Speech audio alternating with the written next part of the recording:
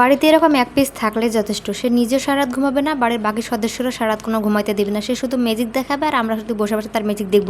যদি ভুল করে ঘুমাতে যায় তাহলে তার লঙ্কা কাণ্ড বেঁধে দেয়। হ্যালো এভরিওয়ান, আসসালামু আলাইকুম। কেমন আছেন সবাই? আশা করি সবাই ভালো আছেন।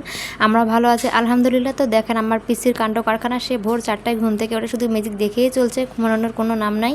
এখন সে শুয়ে পড়ছে, ভাবলাম এখন তাকে একটু মানে বুঝিয়ে সুঝিয়ে ঘুম দিব। তো তাকে অনেক চেষ্টার পরে ঘুম পাড়ায় দিছি। তারপর আমি চলে আসছি রান্নাঘরে, কারণ সকালবেলা নাস্তা রেডি করতে হবে। তো অনেক দিন হলো রুটি খাওয়া হয় না, তাই এখানে আমি রুটি বানাইতে চলে আসছি। কিছু রুটি বানিয়ে নিচ্ছি, সেগুলো এখন শেক দিয়ে নিচ্ছি।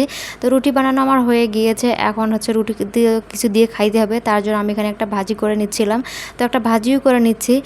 এই ফাঁকে আবার মানে তাকে দেখে আসছি সে আবার ঘুম থেকে উঠছে কিনা। সে কিন্তু আবার খুব তাড়াতাড়ি ঘুম থেকে উঠে যায়, মানে তার ঘুম নেই বলে চলে। সে ঘুম থেকে উঠছে, তাকে ফ্রেশ করে দিয়ে আবার সে আর আমি ছাদে চলে গেছি। দেখেন ছাদে গিয়ে সে কত খুশি, শুধু চারপাক দিয়ে ঘুরতেছে। আমার কিছু কাপড় চোপড় ছিল সেগুলো নাড়ি দিলাম।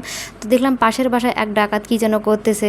তো সে যা কিছুই করুক না কেন, আমার ছেলেকে দেখতেছিলাম সে কত খুশি হয়ে খেলতেছে। ছেলেকে বাইরে নিয়ে গেলে সে অনেক খুশি হয়। তারপর ছেলে আর আমি রুমে চলে আসি। তারপর দুপুরের জন্য তো কিছু রান্না করতে হবে। এখানে সাদা ভাত বসাই দিছি, তার সাথে আবার কিছু রান্না করতে হবে।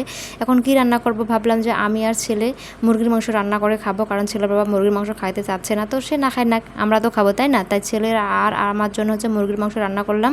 আর সে নাকি শুটকি খাবে, তাই তার জন্য শুটকি আলু বরবটি দিয়ে একটা ভাজি করে দিব। তো সেটাই আমি করতেছি। তো সব কিছু শেষ, রান্নাবান্না খাওয়া দাওয়া ঘুম টুম সব হয়ে গেছে। এখন বিকেলবেলা তাকে নিয়ে তো ঘুরতে যাইতে হবে, নাহলে তো তার মন খারাপ হয়ে যাবে। এই জন্য আমরা মা ছেলে বেরিয়ে পড়েছি ঘোরার উদ্দেশ্যে। সে কিন্তু অনেক খুশি, দেখেন রাস্তায় মানে কত খুশি। আমাকে হাত ধরতেই দিচ্ছিল না, আমি জোর করে একটু তাকে হাতটা ধরে হাঁটাচ্ছিলাম। কি লুক নিয়ে সে হাঁটতেছে, একটা সানগ্লাস পরছে, তার ভাবসাবই আলাদা। তো ঘোরাঘুরি শেষ, যখন বিকালে বাসায় আসে দেখে ঝুম বৃষ্টি শুরু হয়ে গেছে। আর বৃষ্টি আসলেই তো মনটা চায় কিছু না কিছু খাই, কেন কী খাওয়া, ভাজা পড়া তো কিছু খাইতেই হবে।